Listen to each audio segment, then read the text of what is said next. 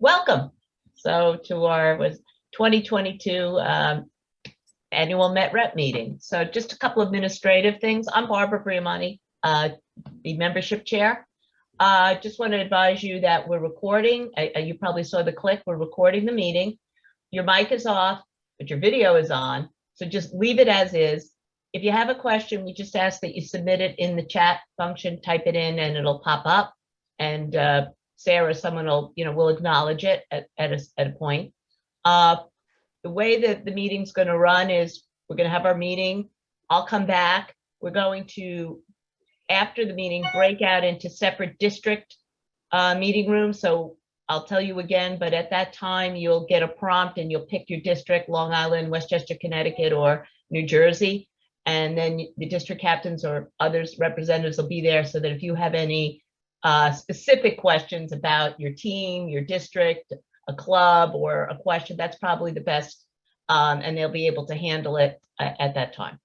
So welcome. You are our lifeblood. You're our ambassadors. We appreciate all your hard work all year round, from the fall when you collect your members and the dues and get us all the information. And we want to take a moment to thank you.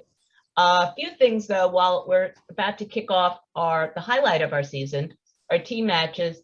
I would remind you and ask you to remind your membership that, and you'll hear about it tonight, the wonderful other events, tournaments that we host throughout the summer, the spring, summer, fall, and throughout the year. And so we say it every year, but we really implore you to take a look. We have it inside the ropes, off the tee. We have that we publicize or publish what we do, and we ask you to partake. You'll enjoy it. Let me see what else I want to say. I'm going to introduce who's speaking tonight. We'll start with our president, but before I turn it over to Lorianne, after Lorianne speaks, we're going to go. Wendy Dominic will speak about the team matches. After that, she'll turn it over to Lynn Gear, who's going to give you an update on our tournaments and our sites. Thereafter, Jeannie Gaston is going to speak about volunteerism options. And again, we also ask that if there's a tournament at your club or near your club, that you should consider your members maybe giving a couple of hours to volunteer and help. Next, she'll turn it over to Valerie DePiero, who's going to give you an update on the foundation. And then they'll throw it back to me.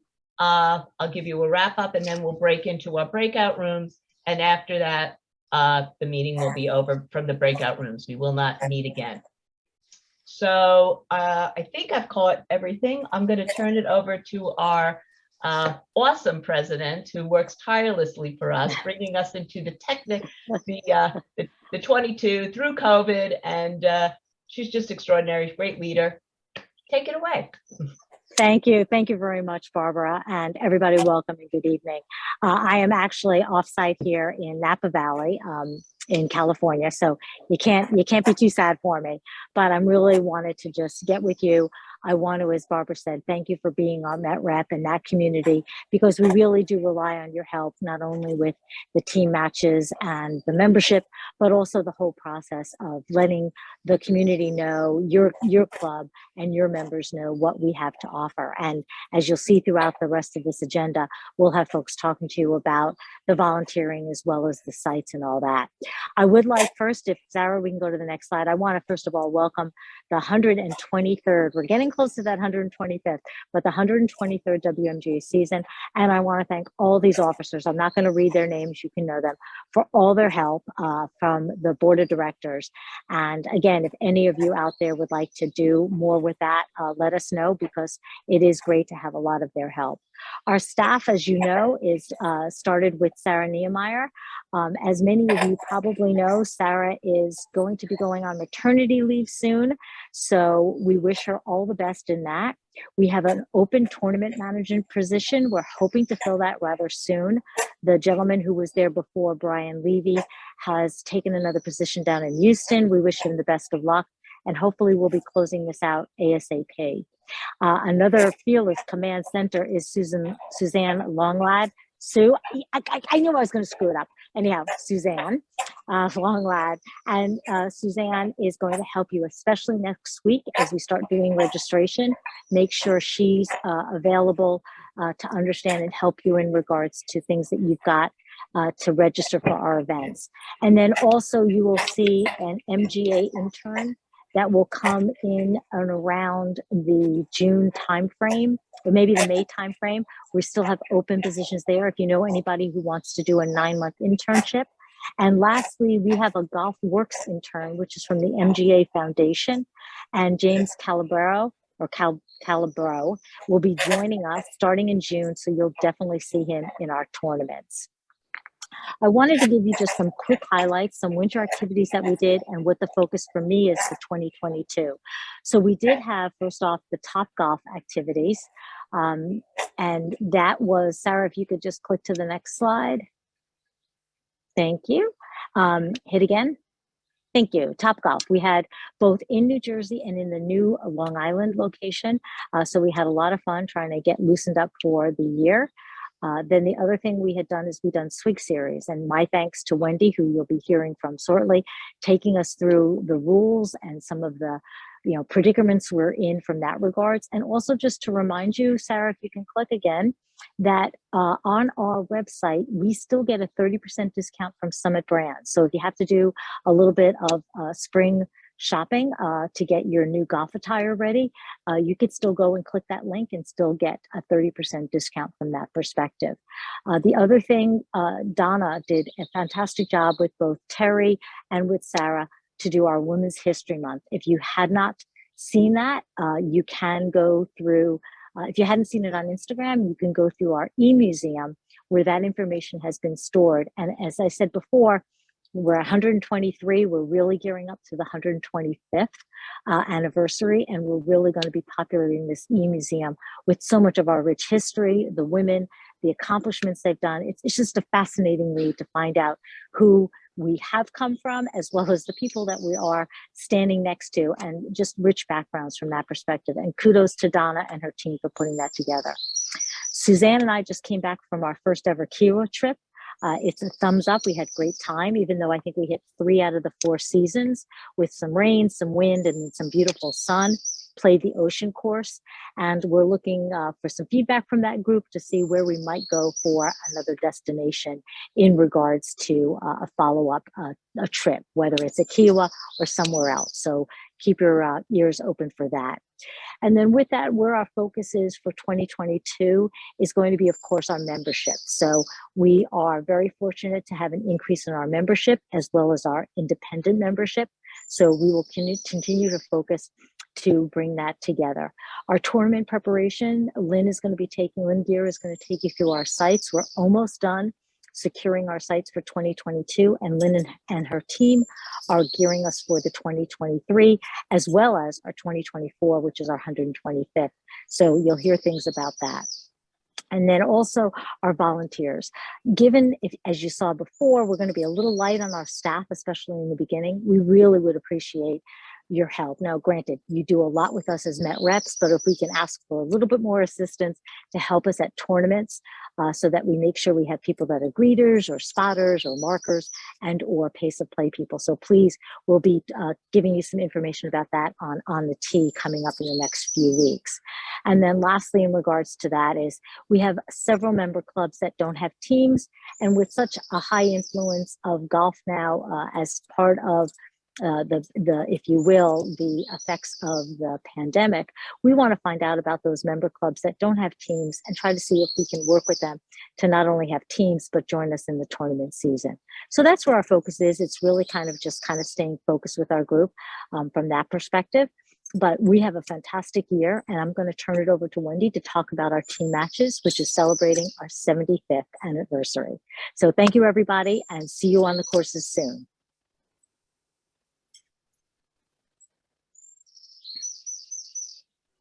Wendy, you are up. Okay, there I am. I think the next slide is my agenda for, there we go. So these are the things that I'll be covering tonight. And then later in the breakout session, I'll be in the Westchester, Connecticut meeting so I can answer some specific questions there. And as you were told in the beginning, if there's something I'm not covering, you can put a question in the chat function. Last year, we had specific COVID procedures. You probably remember we weren't touching flag sticks. There were no reeks and bunkers and a lot of those things. This year, we are not having any specific WMGA procedures. However, the clubs and or states, local districts may have procedures in place. So a Met Rep captain, or team captain, if there are specific things that the players in the team matches should know, you can let your series captain know that so that she can pass on all that information. We have a few changes for the 2022 season. Last year, we eliminated the penalty point for playing short. We did that kind of as a trial, on a trial basis, and due to COVID issues. It worked out fine. We found that the penalty points just did not affect the overall standings. So it was just as easy to eliminate those. Another change is how we're going to decide ties. One of the methods, and it wasn't even the first method for deciding ties at the end of the season, was by looking at the back 9 points. We, in my tenure as series captain and district captain, and now as team match chair, we've never had to go to the back 9 points. So we're doing away with those. The other thing, as far as deciding ties, there will no longer be a playoff in case there's a tie. The number one way of deciding a tie is how the two teams that are tied, or could even be 3 teams, how they did when they played head to head. And if that doesn't settle it, if you look in the TSB on page 26, you'll find what happens next. But so we're just streamlining what happens in case of a tie. Oops, did we miss breakfast and lunch? Okay, so last year due to COVID, we had takeout lunches and most clubs did not have breakfast. So this year it's entirely up to the host club if they're going to provide breakfast.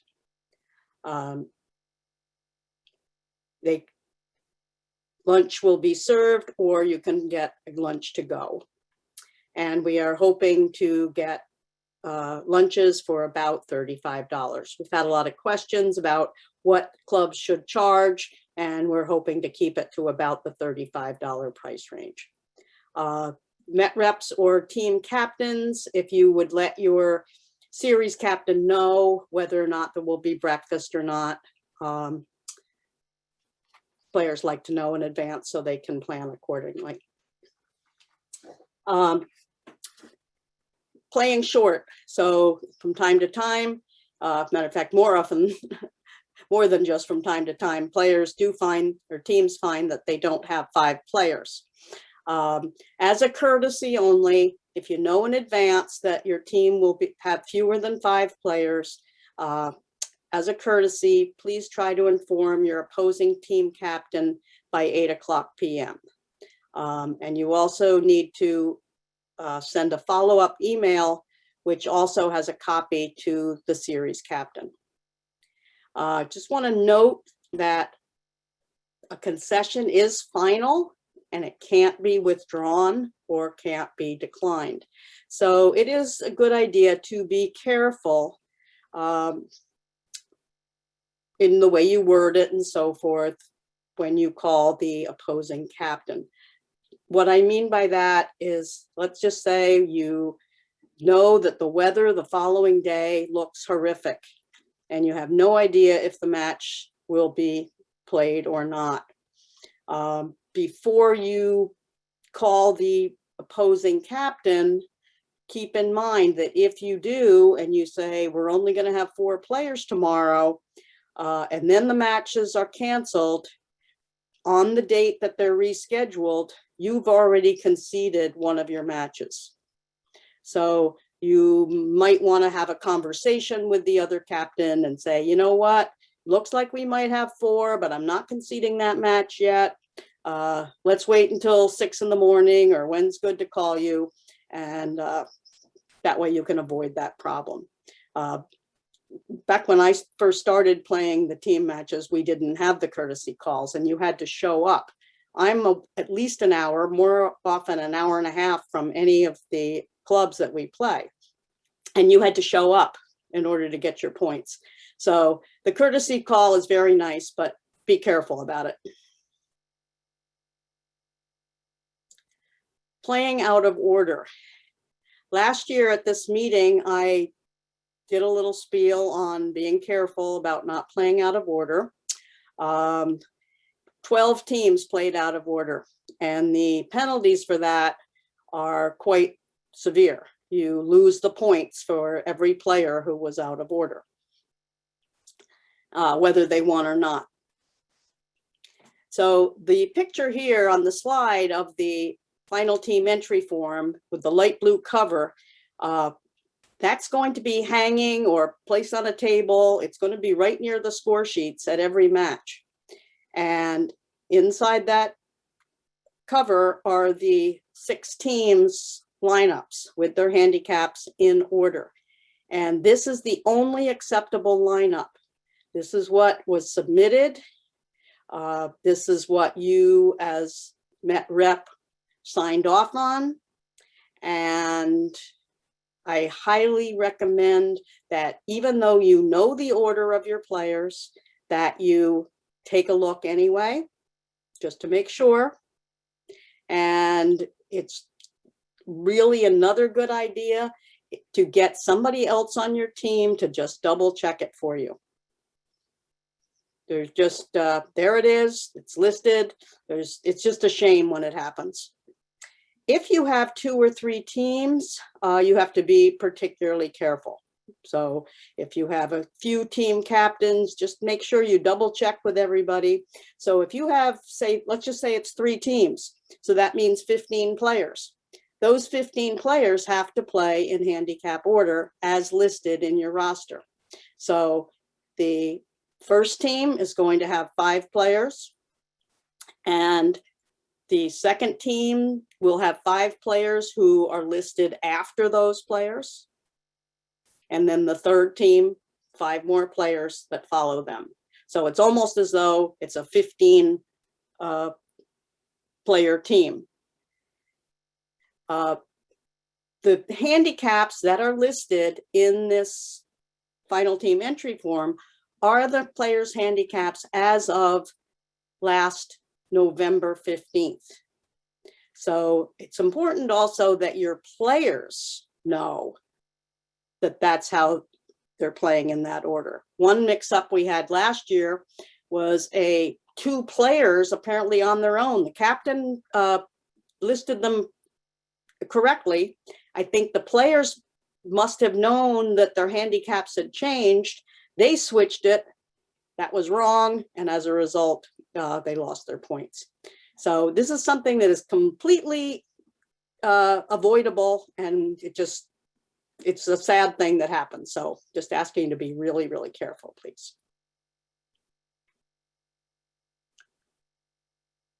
I guess that's all I had to say this evening. I would like to turn this over. Oh, well, there are fine district captains. They're your first, oh, look at this.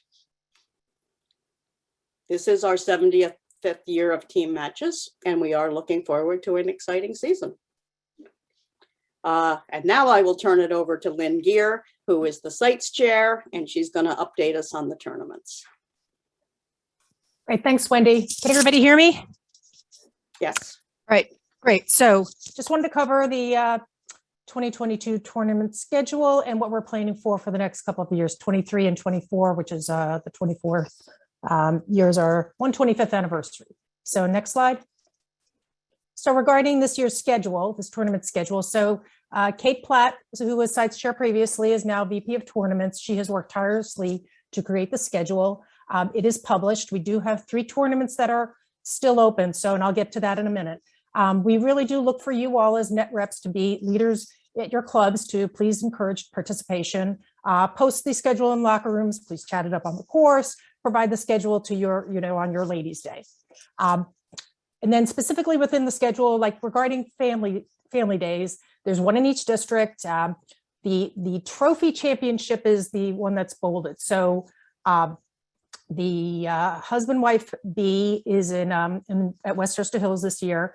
The husband-wife A is in New Jersey, and that's one of the tournaments to still be scheduled. And then the sibling championships is in Garden City on Long Island. But they're available for all to play. It's just that the trophies are, there's one per district. And then we've also added a grandparent-grandchild pairing as well for each of the tournaments. So hopefully you all can register for each.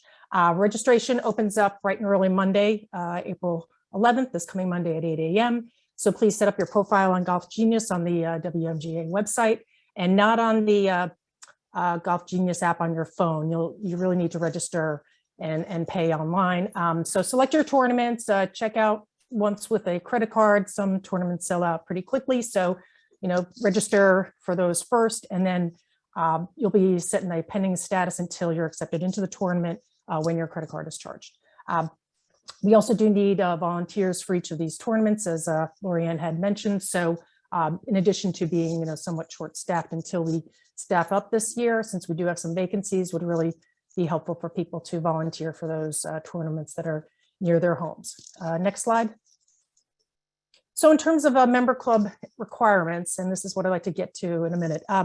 So member clubs are required to host one day for each of your teams for team matches. You're also required to host a competitive tournament once every 3 years. And this year has been particularly challenging, and we envision that next year may be as well. And as you know, the last few years have been challenging just based on the demand for golf rounds has increased during the pandemic. Country clubs are still recovering from outside lost revenue, and demand for golf is still greater than prior to the pandemic. And hybrid work arrangements are still likely to exist long-term, such that demand for golf is still going to be probably pretty high for the foreseeable future. This has created a challenge for us in scheduling tournaments and actually, booking days for at our sites for these tournaments. So just to make you aware, I'm going to be contacting you all as Met reps, and I've contacted many of you thus far for 2023 as far as getting the tournaments scheduled and booked. To give you a sense, we do support the clubs then that we provide outside revenue, event revenue for them. We don't pay greens fees. That is similar to the MGA and USGA organizations. Our value proposition is something I will provide to you all when I make the request. Our organization is almost 125 years old. It relies on member clubs offering their site at least once every 3 years when requested. And often it's really not nearly that frequently that I will make the request. The board understands the demand situation in relation to the pandemic. However, we need to be able to offer our site so that we can sustain ourselves in terms of offering these tournaments. Our value proposition is also that, we provide to each of our member clubs the ability to help support their requests for where we develop women and juniors golf within our districts. It's a recruiting tool for your club. Your members get to play other venues in the tri-state area for matches and tournaments. It also frees up tee times at your clubs when you're playing at these other wonderful venues in the tri-state area. So we want women golfers to be, members of the WMJ clubs, and it's, really an attraction. Like, I wouldn't necessarily want to be a member of a club that wasn't a member. So, so with that, we also provide, through the foundation, and also, and just through the WMGA itself, the Girls on the Tee events, where we bring junior girls into the game. We have mentoring fellowships for girls who are not part of member clubs. We provide significant collegiate scholarship dollars for female golfers attending four-year institutions. And just, the long and the short of it is that the growth of the future of golf to support clubs is really with juniors. It's with girls, it's with women, and the WMGA helps provide that pipeline to support clubs. So So we'd look to help you reinforce that message when we do make our requests for sites for our tournaments. So next slide, if we can just jump to the next one, just regarding planning for the next couple of years. So I'm in process of identifying clubs for 2023. I've reached out to almost all sites initially for the schedule for next year. Generally, I'm prioritizing clubs that haven't hosted in at least 5 years. In some places, it's been more than 10 years. And if you haven't been asked, it may be just that your site is in a far-flung location, or it's maybe not the right venue for a particular tournament. Some clubs also are part of sister organizations like the Long Island Women's Golf Association or Tri-County, in which there is a 3-year rotation, and we look to keep within that rotation so that we don't lose our spot and have to wait another 3 years to get that site. So as sites chair, I'm reaching out to you all as Met reps when requesting the club, and I provide that all the details of the request and the value prop. And I indicated I've done that for 2023 thus far for many of the tournaments. I'm happy to continue to make those official requests, but really need your assistance to facilitate my making any kind of internal connection, and also working through any issues I may encounter as sites chair if we get pushback, or if we don't get a quick response. We're finding that it's become far more challenging in the last couple of years, and hats off to Kate Platt for getting all these tournament scheduled that we do have. But working through the issues and getting the events scheduled. Also, just to note, I've been spending a fair amount of time early in the winter to at least get the ball rolling with these, and again, look for you all to make the inside connection to the club. I'm only another degree of separation removed from the club. I have more than 20 tournaments a year to schedule, and I only need to do one, and one every few years. So that's basically it. We are working to make this process more standardized, and hope to continue to do that in the future. For 2024, we're also underway with scheduling tournaments for the 16 founding clubs to host in the next year. And so similarly, we'll request your assistance in getting those scheduled, as well as for the other 9 or so non-founding club sites. So that's basically it. Really appreciate you all's help in representing your clubs in a leadership position, and look forward to collaborating and getting a nice tournament schedule finished up for 22 and for 23 and 24. Thanks. I think Jeannie Gaston is up next. Hello all, I'm Jeannie Gaston. I'm the volunteer chairperson. I first of all want to thank you all for all of your time and being hello, Met reps. But I'd like to go on to explain some of the things that we need some volunteers for. This slide, we are very, very rich in volunteerism at the WMGA. We have thrived because we've had so many people helping out over the years and help run our organization so smoothly. There are many opportunities for volunteerism. You can be a mentor, which helps junior golfers learn more about the sport and play. We have Met reps, which you are. We have the series and teams captains, also, which is a mainstay of our competitions. There are many committee and board member opportunities, which some of these positions take a little more time than others, but we have many opportunities that are not terribly time consuming. We have course raters, which if you become a course rater, you can see all these different courses and rate them, and you do get the opportunity to play golf at them usually, which is a great opportunity. If anybody's interested, we are looking for some people in Westchester. So feel free to sign up, or if you have anyone that might be interested, please let me know. We've got Terry Pisacreta here, who has been our historian, who did a wonderful job last month. And we, of course, are also looking for people to help at our tournaments. Many of these opportunities at the tournaments can not take up a lot of time. We need people to help greet the golfers as they come in the mornings. It could be 2 hours or 4 hours, but you can give us as much time as you have. If you have an hour to help us, that might be helpful.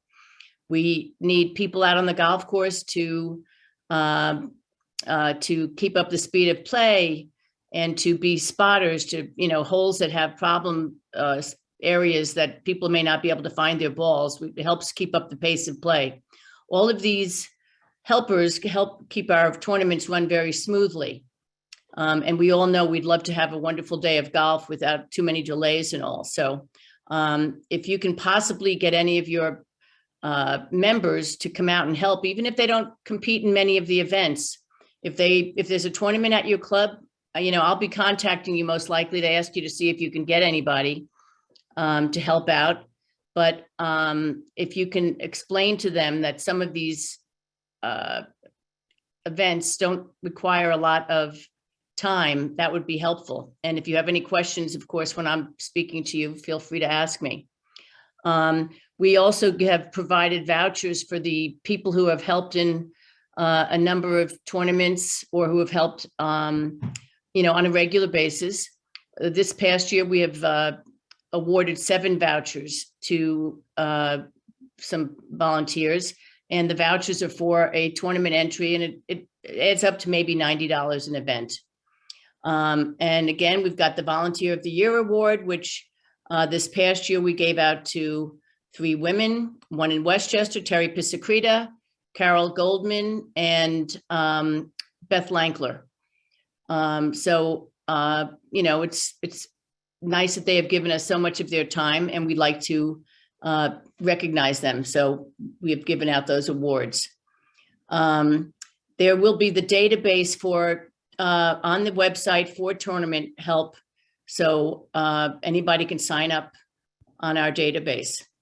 And let's see, I think that's pretty much all I have to say. But thank you again for your help, for your volunteerism, and please don't hang up on me if I give you a call. Okay, so now I will introduce Valerie DePiro, who is the foundation chairperson. Thank you.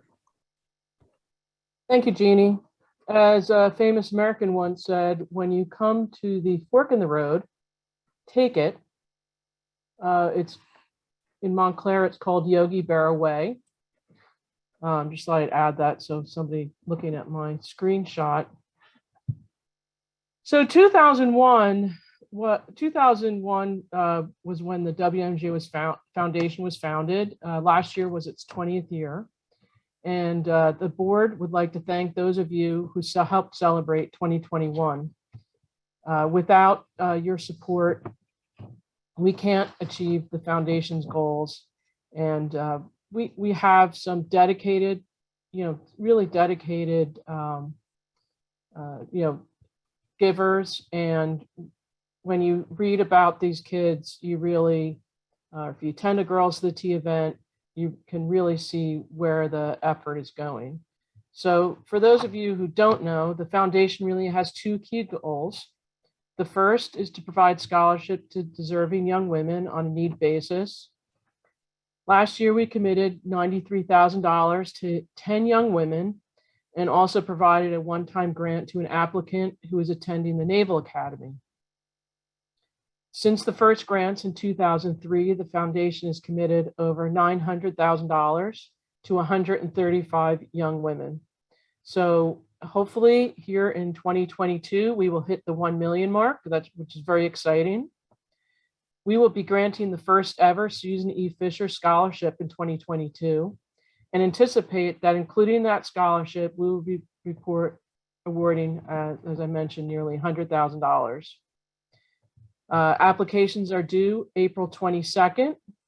So if there's anyone that works at your club, caddy, female caddy, please feel free to tell them to go look at the website and, fill out a scholarship application.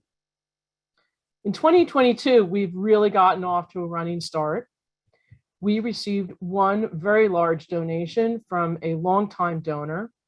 This donation will fund 5 4-year commitments. So 5 one-year scholarships, 5 one-year recipients. And we haven't named the scholarship yet because this longtime donor is extremely shy, but it's very exciting for us to have such a large endowment and a real look at the future. Our second goal is outreach in the sport of junior golf. It was great to be back at Girls of the Tee in 2021. We were at Ballastraw for the first time and will return there in 2022. As a matter of fact, this morning they confirmed that July 11th will be the date. Westchester is already booked for August 1st. If you haven't seen the video from last year's event, please go to the WMGA YouTube channel and take in the video. It's a couple minutes and it's just great. The kids really love it. Beyond Girls to the Tee, we provide mentors and a modest stipend to WMGA Junior Independent members. So if you're interested to be a mentor, please let us know. We also provide modest stipends to junior members who qualify for USGA events. I'm sure you've seen our foundation emails that go out monthly. Last month, we featured 3 2008 scholarship recipients. If you missed it, the Q&A is located on the WMGA website under the Foundation tab and then select newsletters. It was great to hear about their life after college and what the MGA scholarship meant to them and how today they give back. Last year, we introduced Tiny Tales to the Tee, from the Tee, sorry. They also appear on the website. We thank those of you who submitted a tiny tale, which tells stories of friendship, camaraderie, and empowerment. We encourage anyone to tell a story. It could be happy, sad, inspiring, funny, capturing a moment while you are on or around the golf course. We prefer it to be a tale about a human connection. We'll publish all appropriate entries that we receive. While you must include your name with the entry that you submit, we will publish it anonymously if you'd like. We're hoping that these stories incentivize young women to play golf, dispel notions that golf is dull, and inspire our members to donate to the foundation so that we can keep promoting the game of golf and help deserving young women with the limited resources to achieve their higher education goals. Of course, as we approach team matches, don't forget to swing for scholarships and pledge a $1 point for team matches. Keep an eye out for our 2022 fundraising activities. We're working on a course auction, which should be launched this spring. We will also be doing close to the pin contests at certain WMGA events, like the husband and wife. And we thank those of you who take the 50-50 chance. With the 50-50, you win with a great shot, and the foundation and its scholars also win. So that's it from here. Now I'm going to send you back to Barbara for a wrap up. Okay, thanks, Val. So we're just about to go into our breakout rooms and you'll get a prompt, but I just want to give you a few highlights. If, as we said, the meeting is recorded, it'll be posted on the website in a few days. So if you miss something or you want to send some other Met reps that you know who didn't make it, they can go find it there. Secondly, your goodie bag, as we call it, with the information, with the tournament schedule, with some tips for match play, stroke play, some rules, also some tips for, if you have new players on your team and things of that nature. That goodie bag, like you always got, is already posted on the WMGA website under the newsreel. So you can find it there. And when we send out the Inside the Ropes tomorrow that you'll be getting, there'll be a link directly to that, along with all